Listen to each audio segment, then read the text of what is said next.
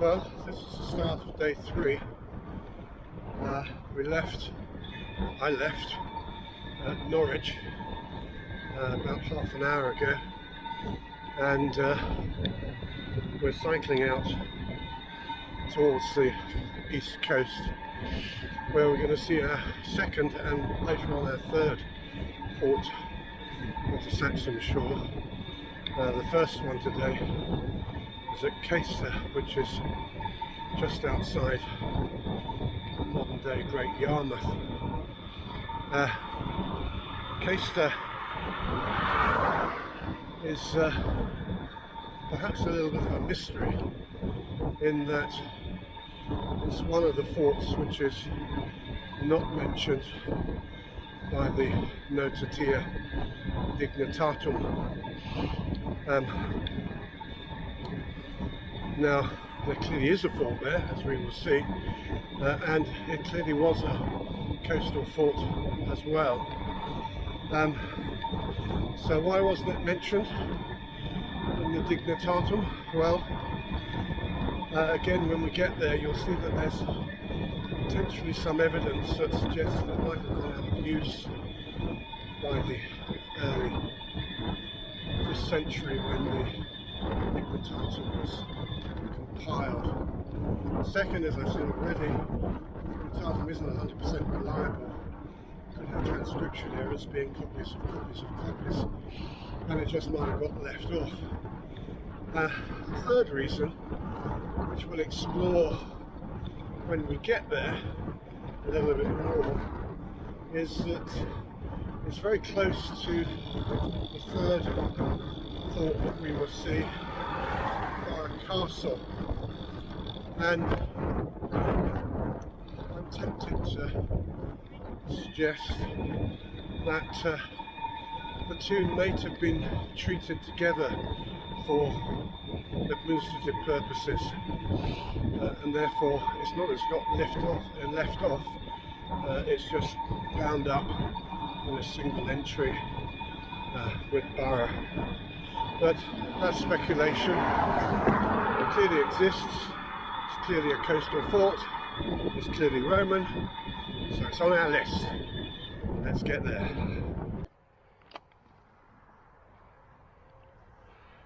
We have arrived at our second Roman fort of the Saxon Shore, here at Caister.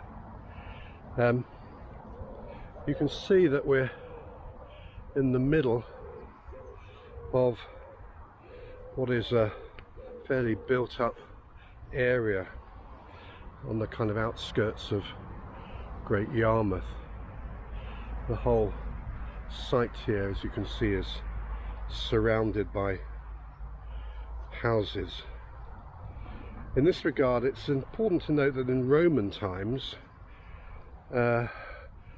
we would have been not only on the coast but actually on a small island on the northern side of a large coastal estuary into which the rivers Ant, Bure, Jarl, Waveney all flowed out towards the sea. Now, the sea now is over there, but what's confusing is that in Roman times the sea would have been in that direction, and this would have been the wall that looked out towards the sea. The coastal edge would have been roughly where those bungalows were, and indeed if you look carefully, the bungalows behind the row here are actually slightly lower, and that's because they would have been in the sea in Roman times. Ironically, where the sea is now is actually where the civilian settlement would have been in Roman times. If we look at this map, which I've produced for you, I don't know whether or not you can see this, hopefully you can, but basically the fort that we're at here was, as I say, on the coast, looking south. That's south that way, that's where the coast was. And therefore it was at the mouth of this great estuary. And Great Yarmouth is now essentially sitting pretty much underneath where a lot of that estuary was. Now, it overlooked the third fort that we're going to go to, Burgh Castle. And once we get there, we'll look back and hopefully see if we can see it from the other side.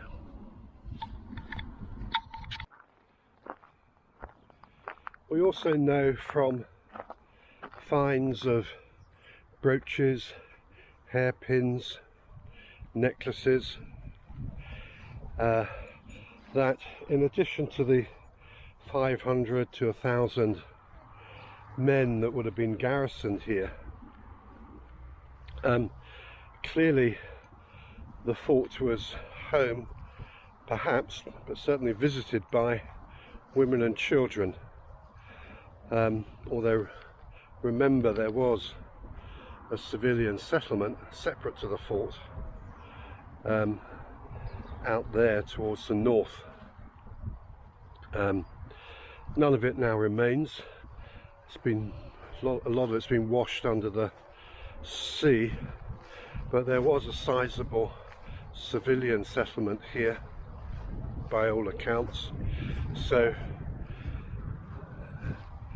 even if not living here, it's quite clear that the soldiers garrisoned here could and would have been visited by their families, perhaps.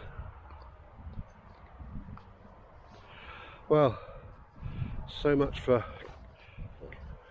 Caister. Unlike Brancaster, we can actually see something this time. We have some internal buildings, and we have some of the all-important southern wall next to the sea remaining, and quite an impressive internal Roman street that leads from the eastern gatehouse, or what would have been the eastern gatehouse over here. So let's leave by that gatehouse, go and recover my bike, and move on to our next venue. I'm on the way to Burgh Castle now, but I've stopped here temporarily. Whether I'll get told to go away, I'm not entirely sure.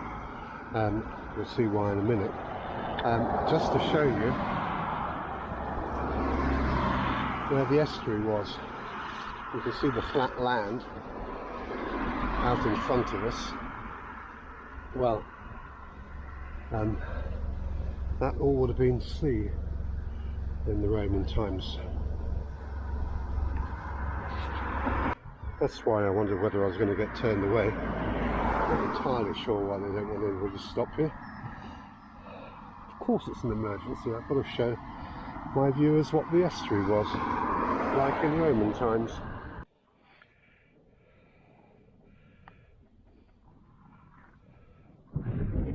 You join me outside the eastern wall of the third of our forts of the Roman Saxon Shore. This is Burgh Castle, and I'm now approaching what would have been the eastern gate. My bike, I've just parked just inside the hole in the wall, as you can see in front of me, is where the eastern entrance would have been. The eastern entrance would have been the non-coastal entrance. The coast would have been on the west, as we will see later on.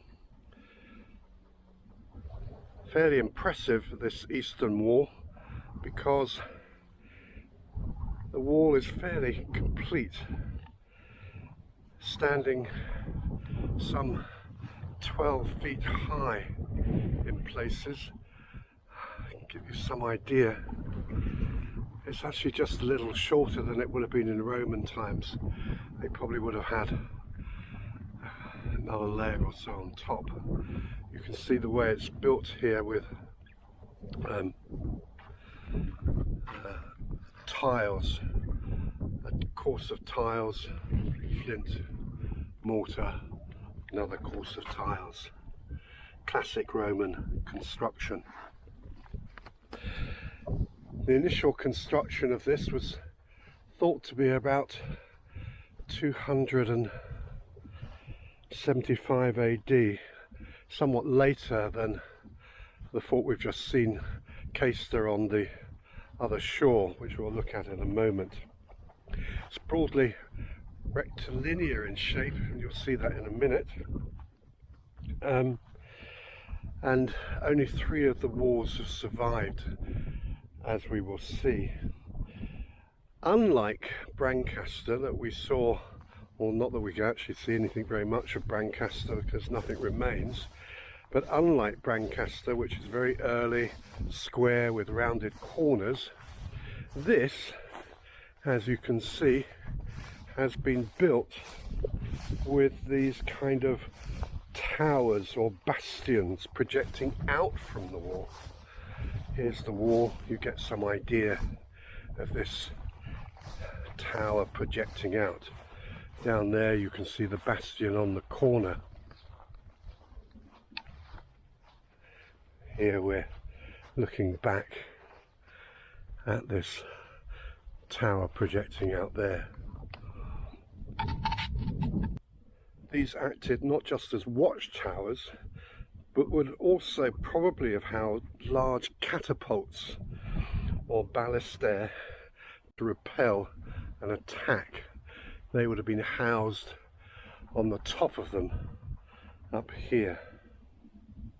What's also interesting to note is that these towers and corner bastions, you can see another tower on that stretch of the wall there, are built on this eastern wall. They presumably were on the sea-facing western wall, but they're also on the eastern wall as well here, either landward side, so that they were clearly built to repel attacks from the land as well as the sea. And in that regard, and we're just going to go inside and take a look, but in that regard, inside the fort, and you get some notion of the size of it now. Inside the fort, this was home to the elite Stablesian unit, essentially a cavalry unit brought here from Greece. You can see that most of the northern wall up there still remains. Some of the southern wall has fallen away. There would have been another gate probably where that hole in the wall now is. And to the west, which would have been the coastal area, you'll see that the entire wall has now been lost and taken up by the sea. It's collapsed into what is now the marshland. Now let's just walk down there, because of course this is in some respect the most important part, because this is why the fort was built here in the first place. It was built to protect this large, or what would have in Roman times had been a large river estuary.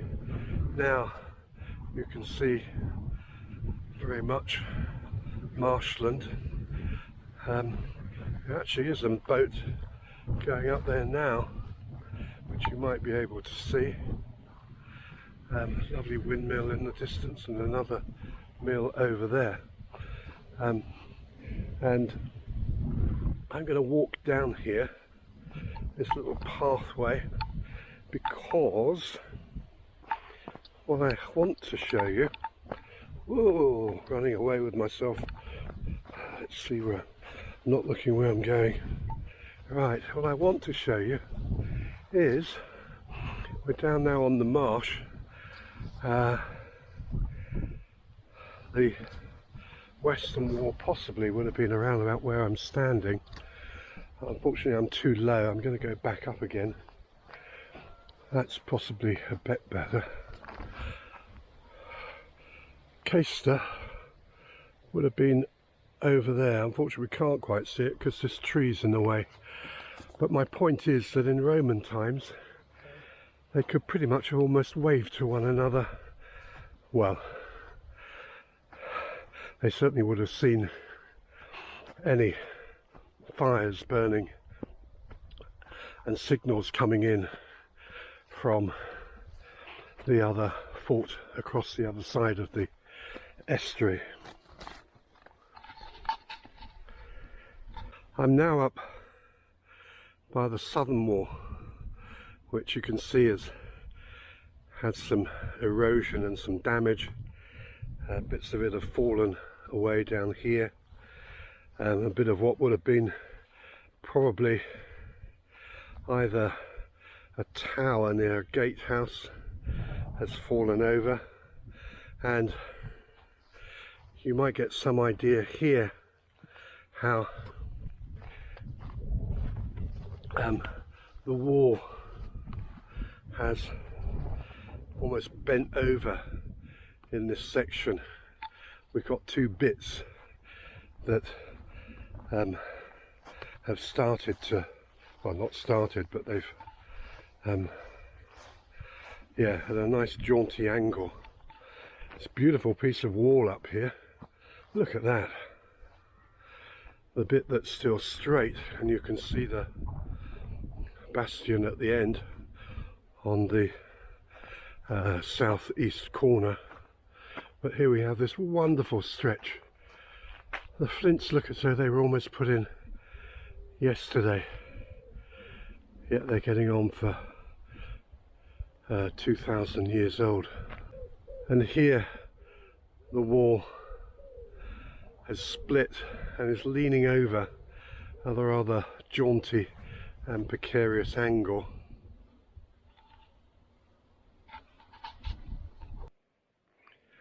After the Romans abandoned the fort, we know that at some stage it was occupied, or there was some occupation going on here by the Saxons, and indeed over here to the south there's been some finds that suggest that there was a Saxon cemetery up there, probably dating from the 7th century. Bede, or Saint Bede as we should perhaps call him, the Benedictine monk who lived in Jarrow, Northumberland in the late 7th and early 8th centuries AD, recorded in his famous ecclesiastical history of the English peoples that the king of the East Angles, King Sigebert, gave land situated inside a Roman fortress to Saint Fusa around 630 AD in order to found a monastery. What Bede is referring to may well indeed be Burgh Castle. Like several other of the Saxon Shore forts that we shall see, they became, once abandoned by the Romans, protectors of a rather different sort. Protectors, that is, and strongholds of a new fledgling religion to these shores, Christianity.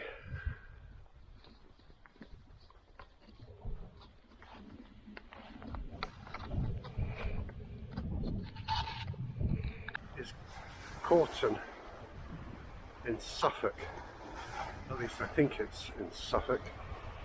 It's pretty much where the Norfolk and Suffolk county boundaries meet.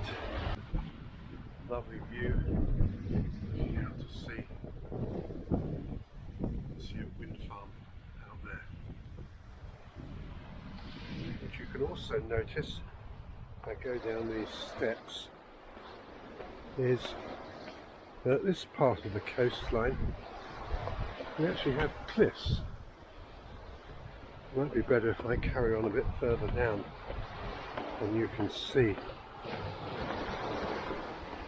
So you get some idea of the cliff there and there, although it goes to slightly lower level there. We've got clearly a very keen spot for fishermen. There you can see, that's a little better what the cliff is like. Now, one of the reasons I stopped here is not just to admire the view, but because this is the site of, or was the site of a Roman signal station. It's difficult to say exactly where the Roman signal station was, because there's no evidence for it whatsoever anymore. Given that this is the highest point along this part of the coast, I'm assuming that the signal station would have been roughly here. When I say roughly here, it's difficult to hold this tablet and point out at the same time. It probably would have been down here somewhere underneath me, because the cliff has receded somewhat. There was a major cliff fall here in 1814, but before that it was recorded that there stood here some flint foundations around about 75 feet square, and that is almost certainly a Roman signal station.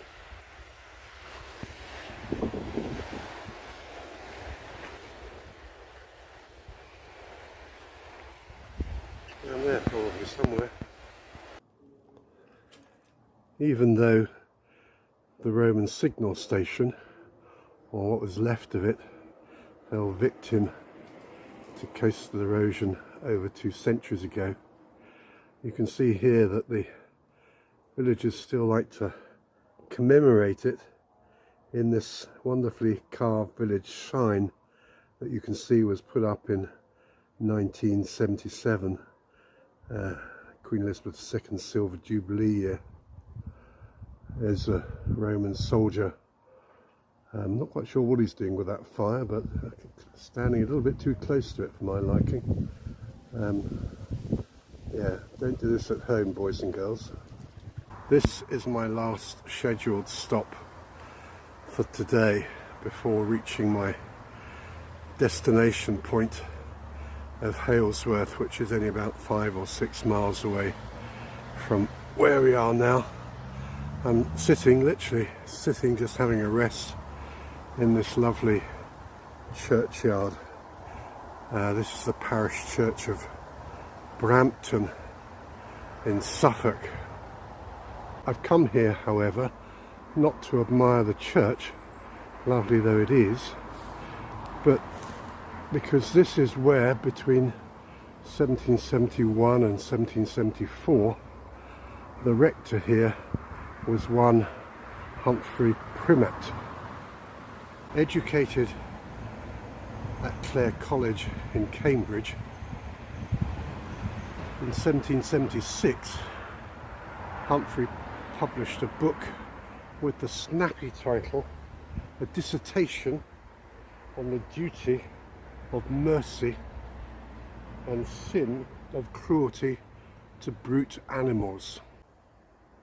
This was one of the first books to be published in England that put forward ideas of what we would now consider to be animal welfare, essentially arguing against all cruelty to animals. All creatures, argued Primate, are created by God and therefore should be treated with dignity and be treated humanely. Pain is pain, he wrote, whether it be inflicted on man or on beast. In case you're wondering, Primate, however, was not a vegan, nor for that matter a vegetarian. He was quite happy to eat meat as long as the beasts in question had been slaughtered without pain.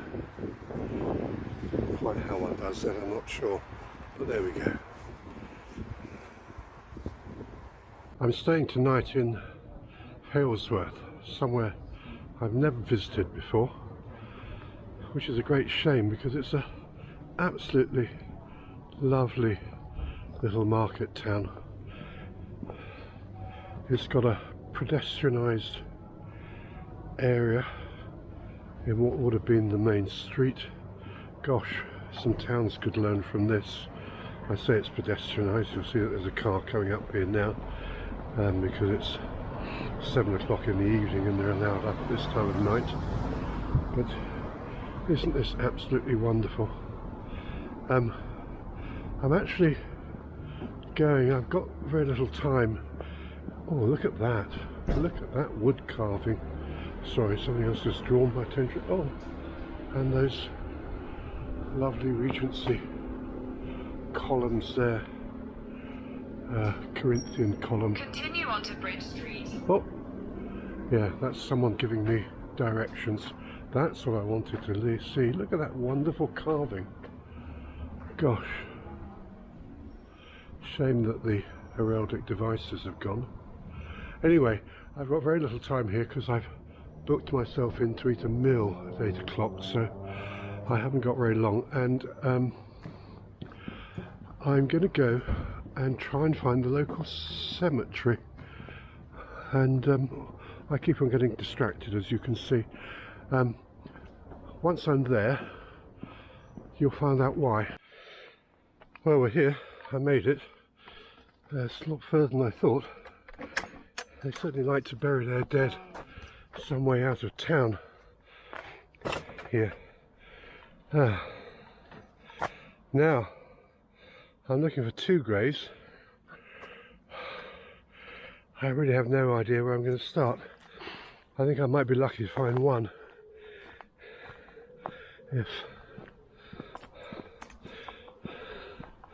Let's just have a look down here. Now the thing is, I know the dates.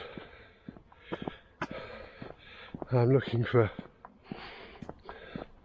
one person who died in 1862 and another one in 1863. So if these are in some kind of chronological order, there's lots of new graves up there clearly. Let's just have a quick look and see where we are here.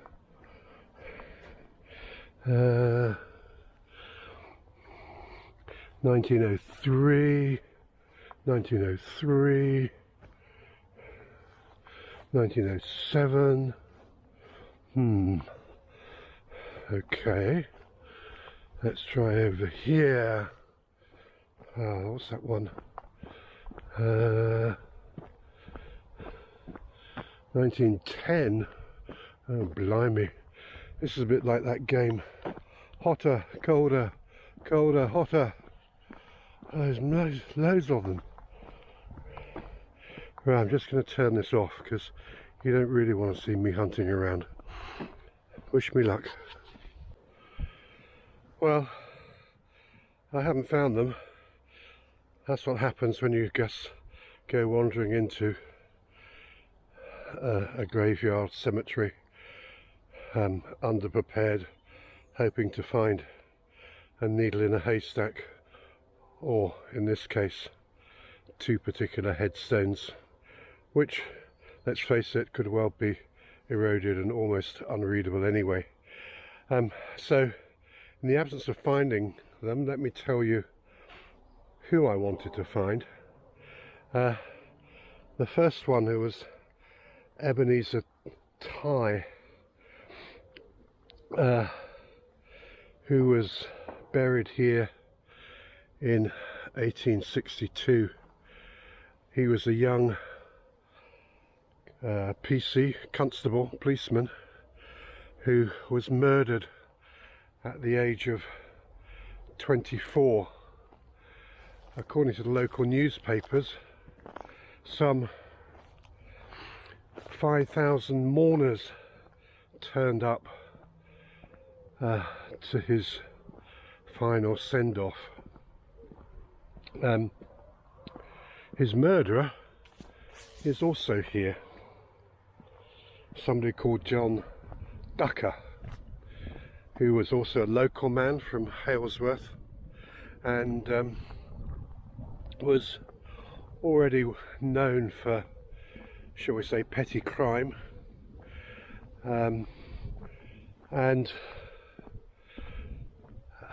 Ebenezer had been assigned to look after, well, keep an eye out. I'm not quite sure if I'm going the right way. This isn't the way I came in. I'm going to go back this way. Ebenezer was assigned as a lookout, if you like, on John Ducker's house, which he was then living in Clark's Yard in Halesworth. Anyway, the alarm bell was sound the next morning when Ebenezer didn't report for duty, and he was eventually found in the river, drowned, but had head injuries that suggested that he's been bashed over the head before being thrown into the river. Anyway, Ducker was apprehended. He was tried in Ipswich on account of murder. Is this the way I got in? I really don't think so. So he was apprehended and tried at Ipswich for murder, and